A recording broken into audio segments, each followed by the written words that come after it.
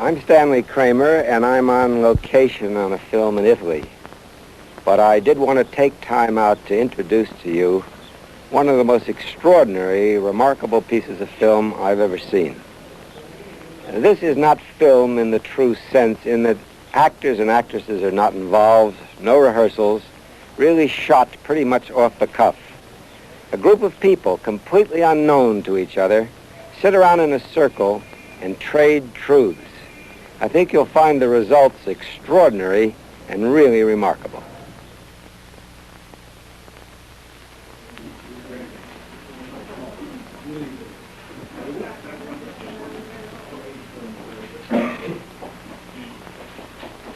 There isn't enough time to show what went on with all of the group members during the 16 hours that they met. So what you'll see here are just a few of the things that happened to 4 of these people, a few highlights.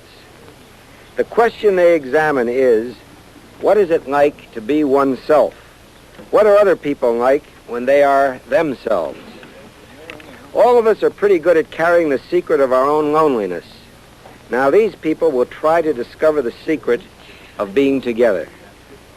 If you find yourself feeling like a peeping Tom while you watch this, as though you're watching something you're not supposed to see, I want to assure you that the people not only agreed to be photographed, but are eager to share these aspects of their lives in hope you might learn more about others and thereby about yourselves.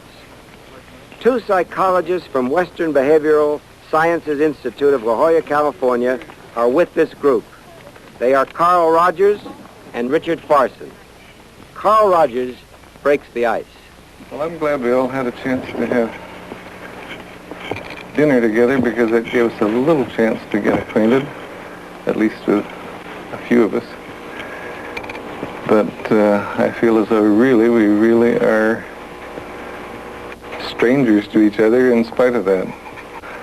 With lots of geographical distance and occupational distance and everything. And I feel like saying just 1 or 2 things to start with, from my point of view. One is that this is our group. We really can make of it anything we want to make of it. And I think that it is an opportunity to be in the group as fully as we can, maybe in some respects to try ways of being or ways of relating to each other that we may never quite have had nerve enough to try before, where in an ordinary life situation it just seems like it's too impossible. I feel a lot of anticipation about this group. I really look forward to getting to know you. And at the same time, I'm apprehensive, and I don't think it has much to do with the lights and the cameras. I think I'm always a little apprehensive in not knowing what a given group is going to be like. I don't know who we are, how we're going to get along, whether anything's going to come of this. So I feel a very double feeling. I feel excited and full of anticipation, and I feel a little on the scared side too.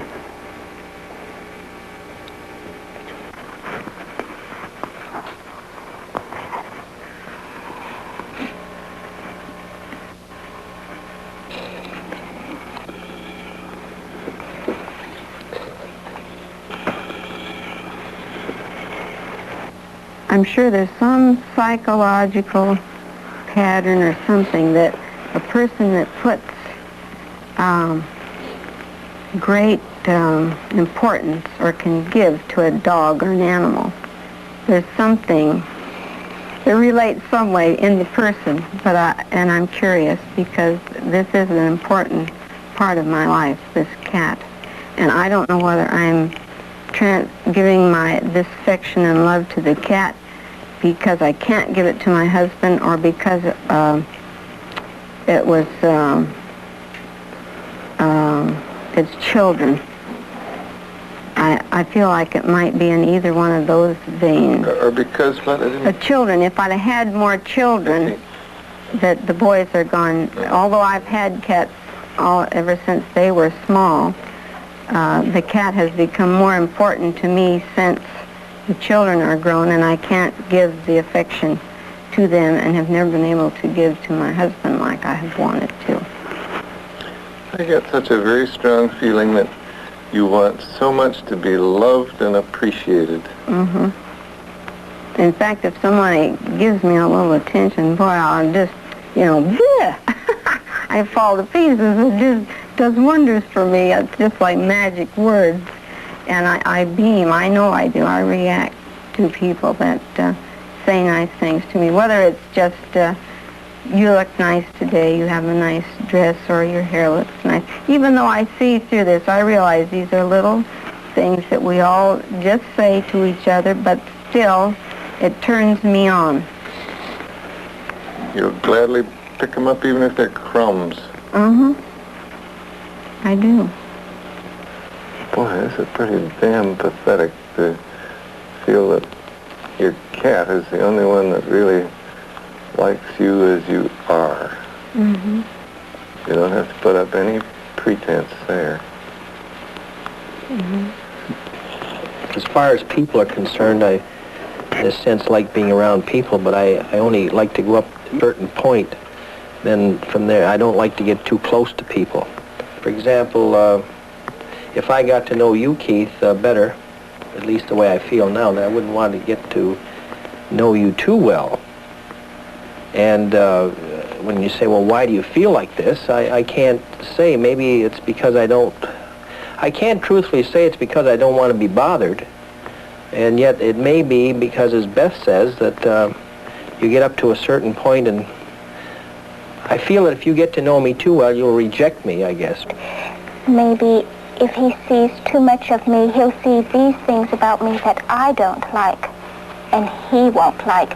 And by his not liking it, he just makes it that much clearer to myself.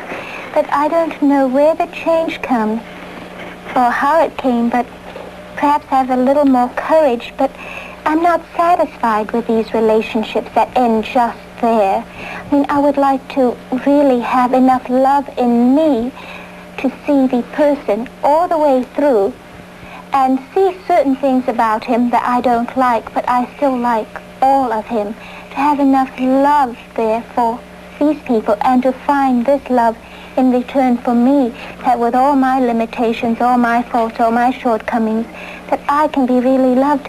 Then I think it will be a fulfilling relationship. I have these in it.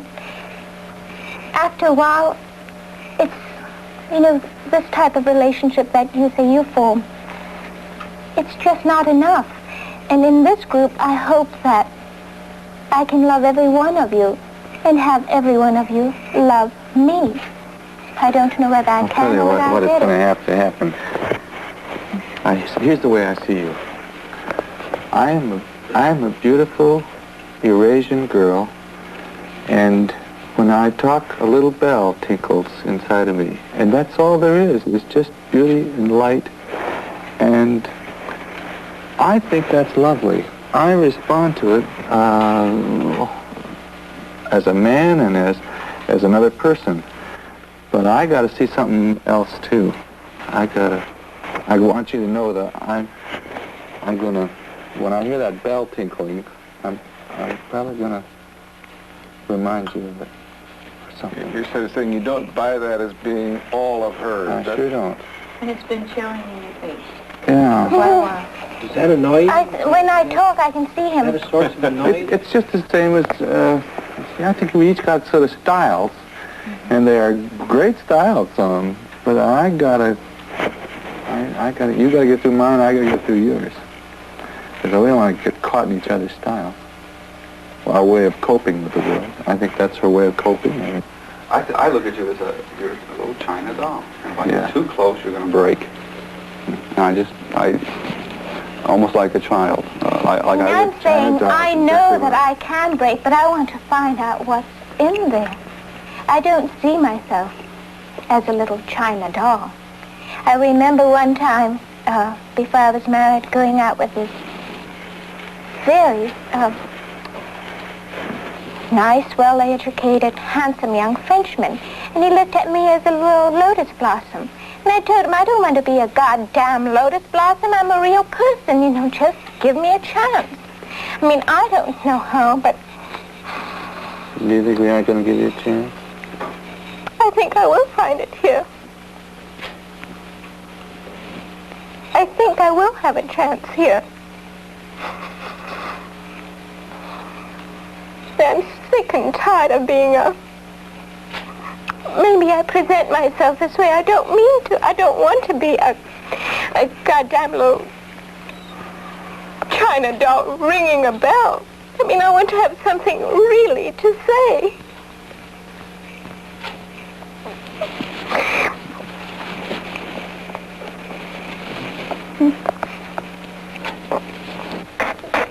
Well, I think I... Do you feel scolded? Excuse me. Do you feel scolded? No, I don't. I mean, how I want very much to... First of all, I didn't even realize I had this mask on. I don't mean until now. But not too long ago, I discovered that apparently there was this something I, you know, always held out there that kept people away from me. And I went desperately to come out from that. It's not, and I want to be able to open up and let you in, because how, if you hold me off, you're holding me off from you. Or if you feel this, and I don't want that, but I don't know how to come out, you know, from behind this. This is so much, you know, a part of me. I mean, a very real It's not part of something you can do by yourself. It's something you have to do with you. You can't just say, okay, now I'm going to drop the mask. I couldn't do that. No, well, maybe that's what I'm looking for. All of a sudden I'll drop the mask and, you know, and let the sun come in. Oh, I don't really know how. But all I know is that I want to. Well, you've done it right now. And you realize very keenly that whatever shuts other people away from you shuts you away from that other person. Mm-hmm. And you want desperately for that to disappear, that barrier, whatever it is.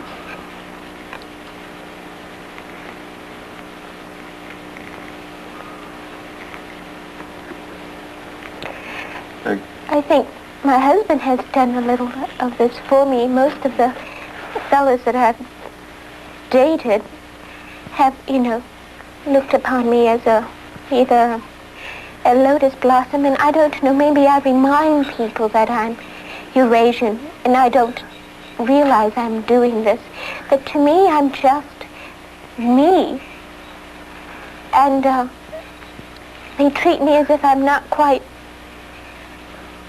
human. Mm-hmm. And Dick's marvelous. He pinches me on the bottom, slaps me, and calls me his broad, and I've never had language like that. And I've never been anybody's broad. And it's wonderful. And I feel very womanly, you know. Along I've just felt like a sterile, empty little... Too much of a doll. ...thing sitting there on the mantelpiece. Mm-hmm. I think you're fine, broad. Thank you. When I first met you, that I reacted very negatively to you inside. I thought that you were very phony.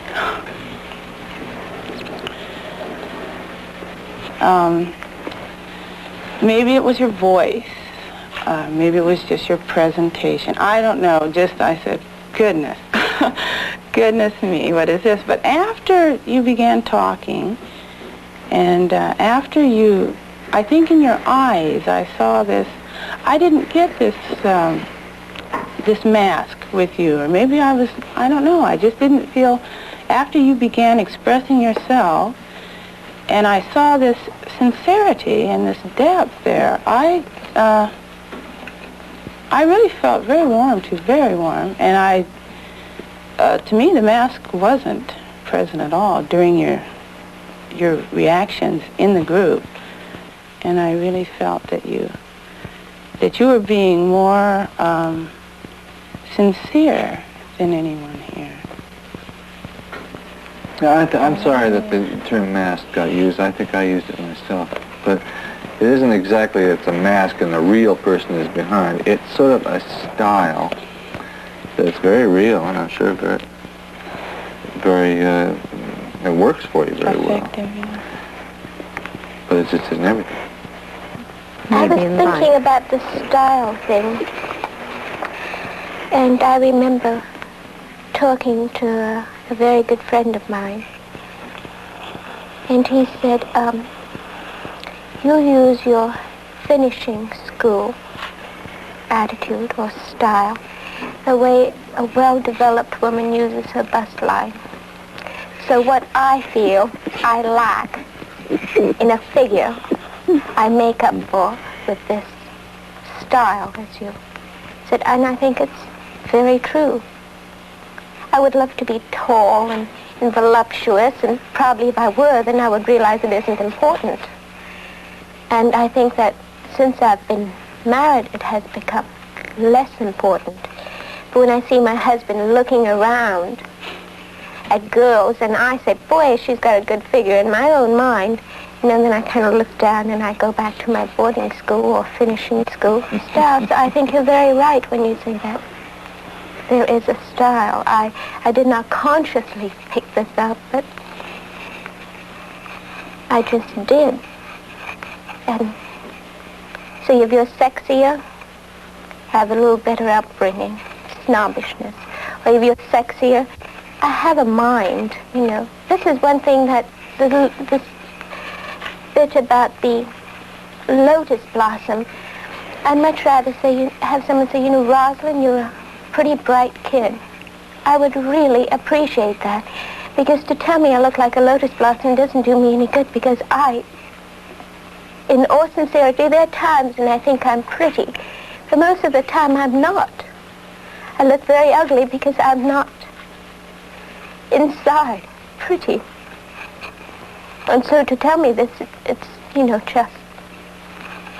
You know, I don't care whether anybody believes this or not, but I like you very much like Winnie. I like you very much.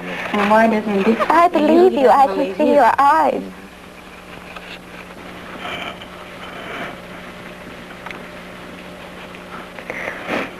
I think, Ross, for the first time I can understand you now. I think I understood what you were saying then, but I sort of feel that I can listen and hear what you're saying. And now I can. I thought we might go through this without getting to know each other. I think I was afraid we might. You're not afraid of that anymore? No, I think you're going to make it? I hope I'm going to make it. I hope so, too.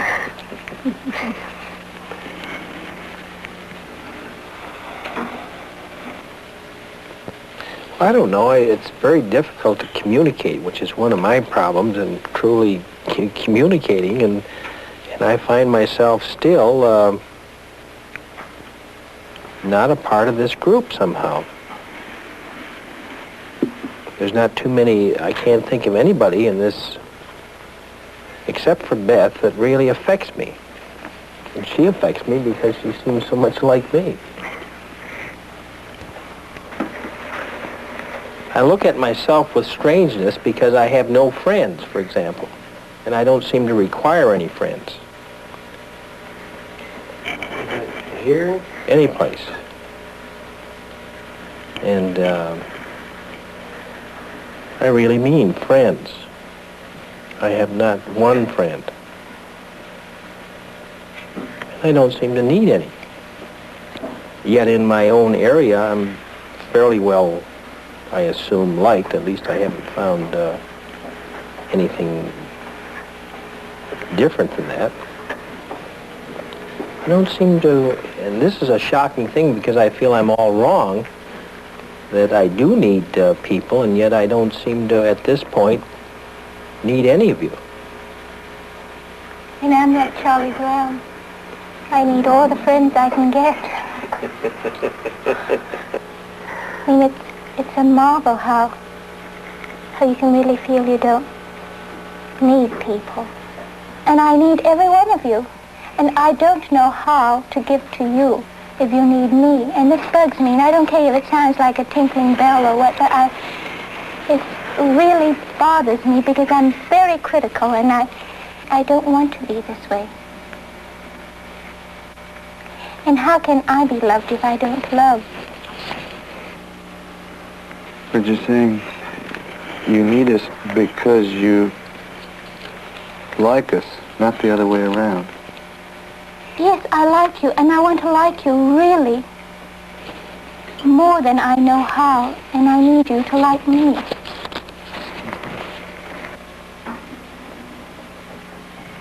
And how can you not need people? Well, as I say, I feel that's a wrong thing, but I'm trying to be honest at this point, and I don't know if I am honest even in saying it, but it's the way I feel. Not only in this group, but in any area. And it's a mystery because people seem to need other people. Not seem to, but they do. And yet I can't seem to realize this or really feel it, rather, is what I'm saying. And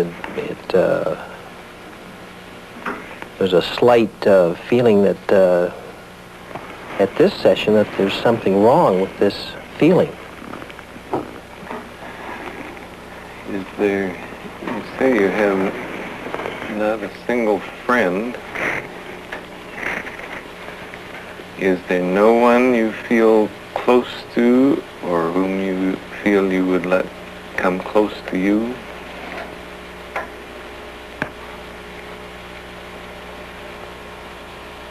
No one. Well, my parents.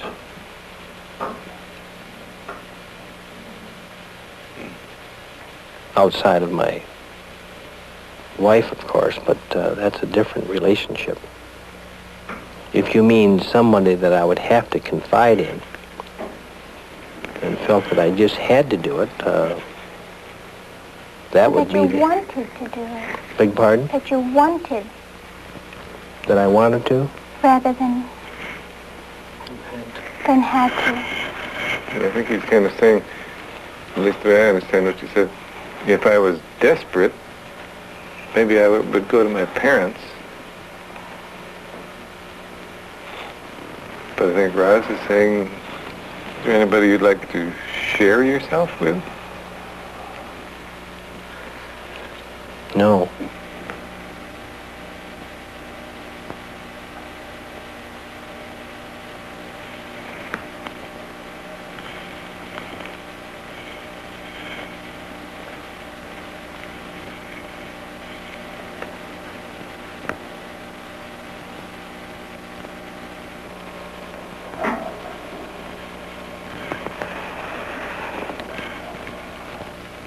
I used to blame him for everything that was wrong in the marriage, but I quit doing that because I realized it wasn't all he, that it was me. Now I blame me. I think it's all my fault now.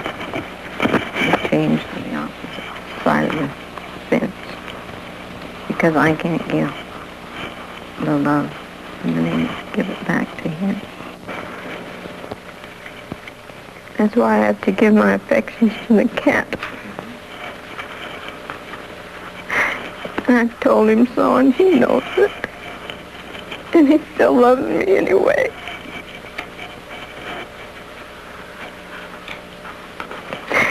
Which is wonderful.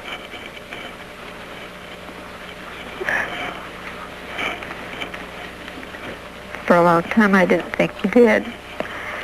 But when I think it over rationally, I think, well, how could he not have loved me and still gone through all the crazy things he has with me? I just keep having the feeling that if you shared with him some of the things you've been just sharing with us, it would make some kind of a difference. thing. But I can go to him and talk to him and tell him, and he listens. But he doesn't pat me on the shoulder. Well, it'll be all right. Or that's about the most I get, is that it'll be all right. There's always a logical reason. He's so reasonable for everything. If he'd just once show me an emotion. I've never seen him cry. Sometimes I don't think he has any emotion. without knowing it, she must be talking to you, Jerry. Oh, I'm pretty choked up. I wouldn't be able to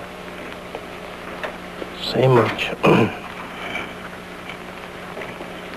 I think it's so wonderful that we can all sit here and feel each other's problems and cry with one another.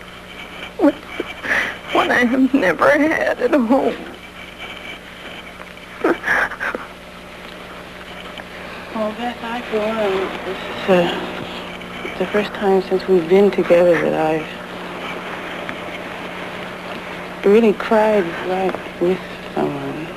When others were crying in the group, I felt for them, but not like now. I don't know why, but I really...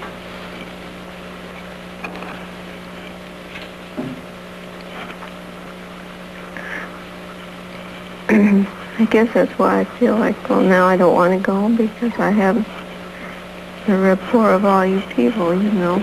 It's comfortable. We can talk to each other about the way we feel now. Well, like my sister, she's the only relative I have in the world, and yet we are miles apart. We do not discuss our innermost feelings to each other at all. But right now you've got Carson weeping inside with you, and you've got Jerry weeping with you.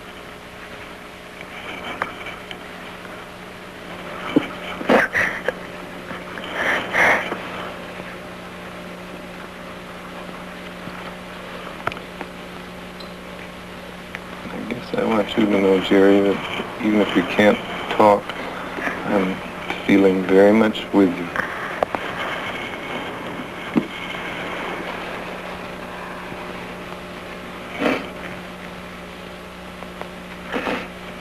That's good, Jerry.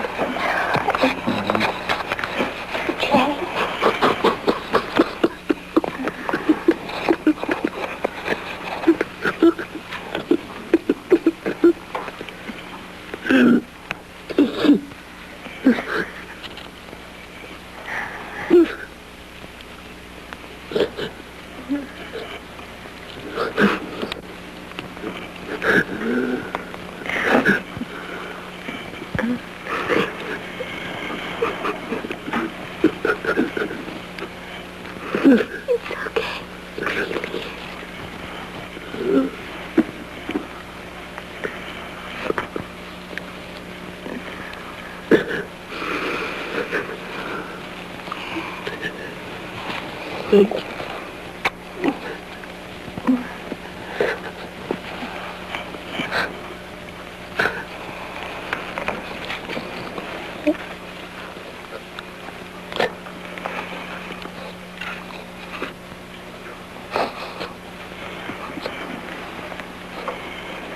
You know, all along I didn't think he really felt deeply about anything, and we accused him of that.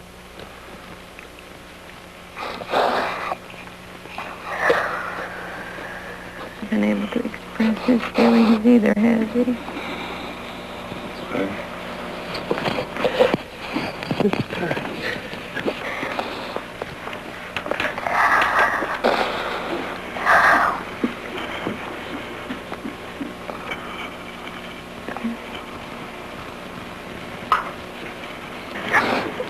I'm collecting handkerchiefs. Keep them all for souvenirs. They'll bring you good luck. I think so. I've never been as happy as I was this morning, because yesterday afternoon I thought I'd dreamed that it was that I was loved here and then that it wasn't true, and I told you about it. And it is true. And it's so good that it makes you weep.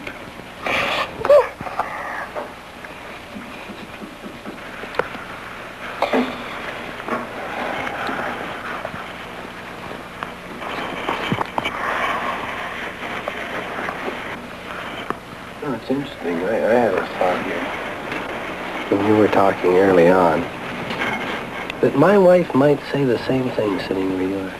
Mm-hmm. I've been trying to figure out why she'd say it. You know, I've been trying to sit in your husband's shoes and say, now, you know, what do I do that might make my wife sit there and act like that? I don't know, I can't swear, but I think she could say some of the same things. Perhaps I do give her a little pat on the shoulder. And maybe she's just busting something, you know? And one thing I thought was, you know, maybe I'm just a little bit scared to go too far. Maybe I need a little bit of encouragement. What would encourage you if your wife felt this way? Would you pat her on the back and say it's all going to come out right?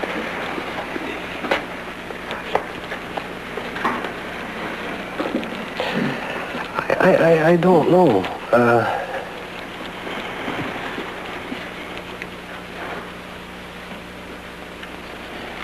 Keith, what could she say that would make it possible for you to talk to her? I don't know. If you had only one sentence to say to her, what would it be?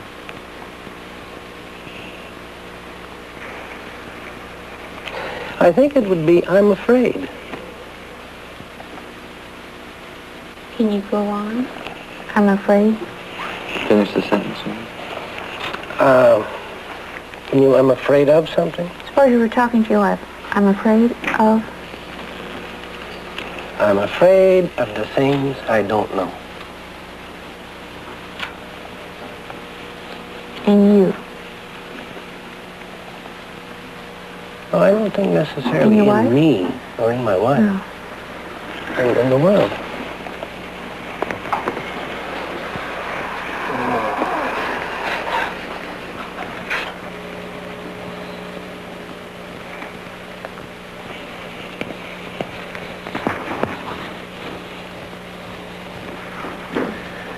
Carlene, who are those tears for?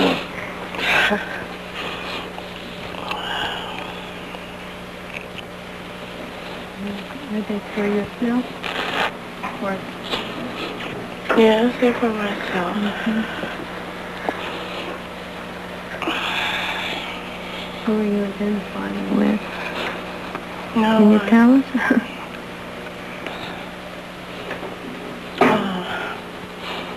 I wanted so badly to reach out to you, Jerry.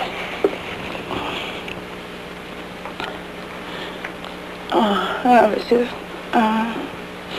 just kind of boiling inside, and I couldn't do it.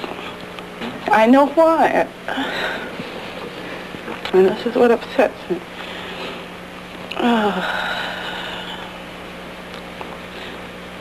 But many years, I guess, of always holding back because I felt that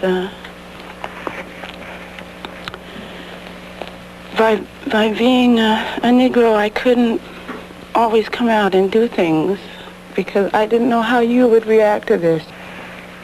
But I kept feeling now, will this really embarrass him?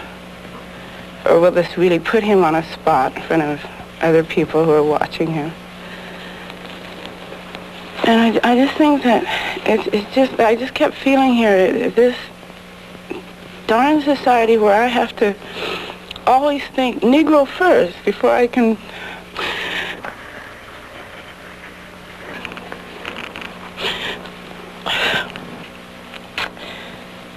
And it's just such a shame. I think that I've only felt once in my life that I was a person first, and I had to go. I had to leave this country to do this.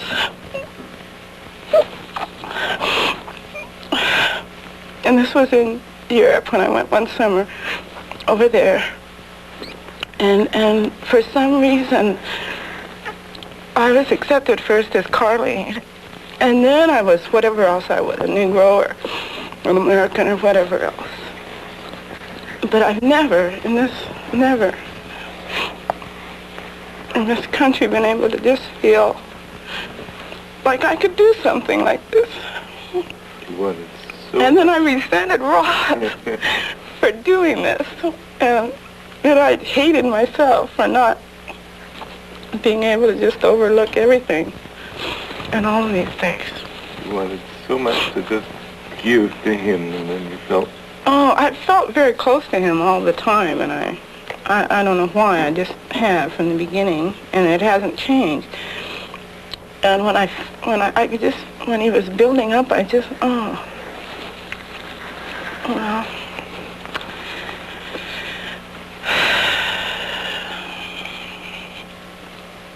I felt very close to you, Carleen.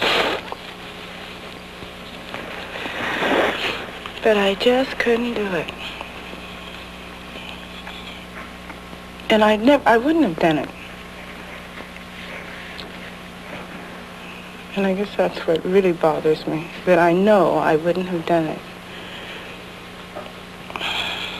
You would have wanted and I'm right next to him, sitting right next to him.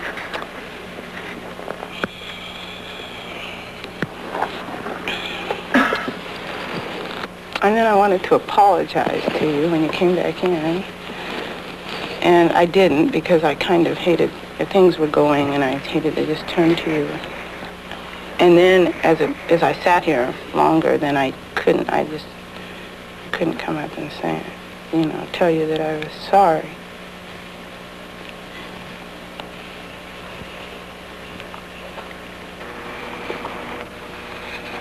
No, you're right. I think when you said that you can be in a group, not say anything and be there. I don't know about the group. I still disagree with that, but I don't know. I communicate with you, and I don't say much, and you don't say much, but I communicate with you. You with me. So maybe I'll learn.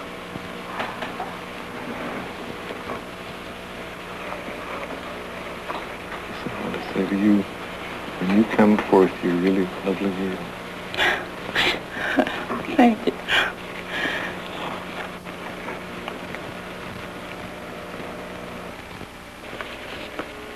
Carl, I don't mean to make your position right now more difficult for you. The way I love you is not as Carl Rogers and all your prestige, because I don't know that much about it.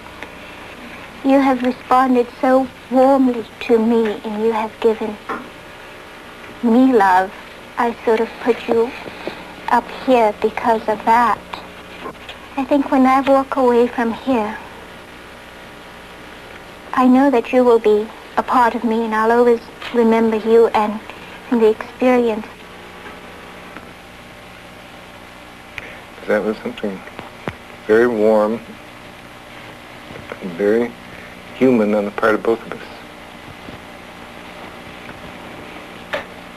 I felt needed, and I felt useful and real, a lot more expressive. I was brought up in the kind of background a lot of you've been. You don't touch anybody and so forth. And I just hugged you and held you. And you loved her. You bet I did. And I loved you. And I love you, not just E.D. So do I. Love you. few years ago, I couldn't have said that in a group, or certainly not to a good-looking young gal. I just could not have.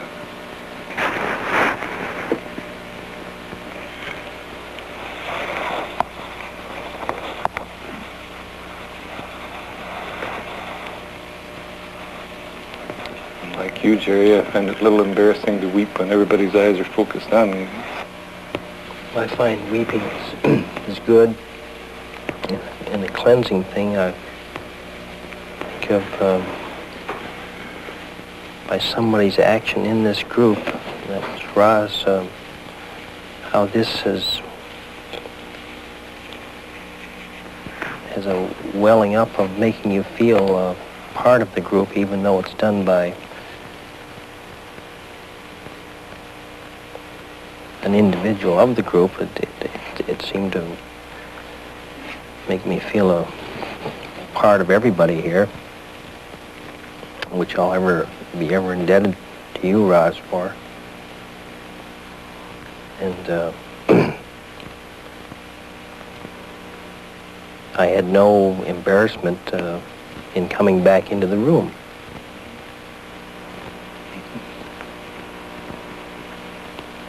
I noticed that.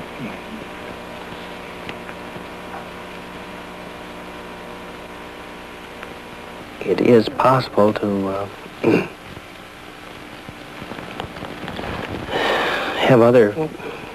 not have other people, but there are other people that can reach out if you in turn will reach out to them. I mean, it is possible for this to happen, and that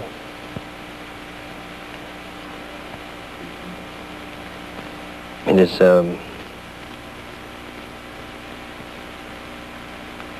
feeling of becoming closer to people, especially to individuals. It seems like what I'm saying is more from a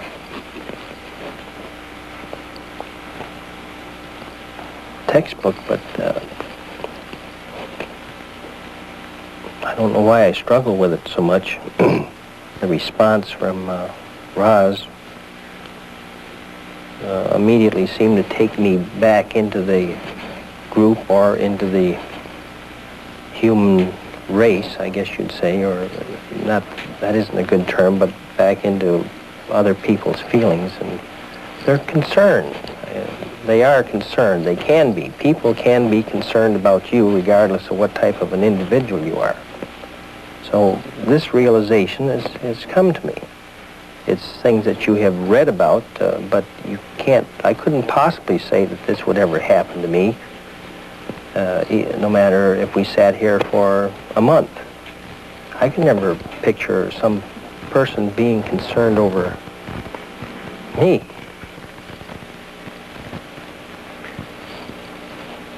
There's one thing that I thought about this morning that I guess I'll voice now, because it certainly fits in with what you're saying. I know after your experience this morning, the word that kept cropping into my mind was, that's irreversible. And what I meant by that was that I felt you had learned something you couldn't possibly unlearn. You may not be able, you may have difficulty making it happen again, there are all kinds of things, but by gosh, I think you've learned something that I know it can happen. Irreversible, yep, you know it can happen.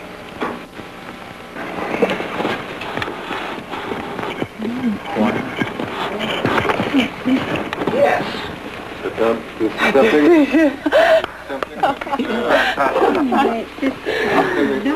You know that each person can make for himself, as somebody might realize. It's all right.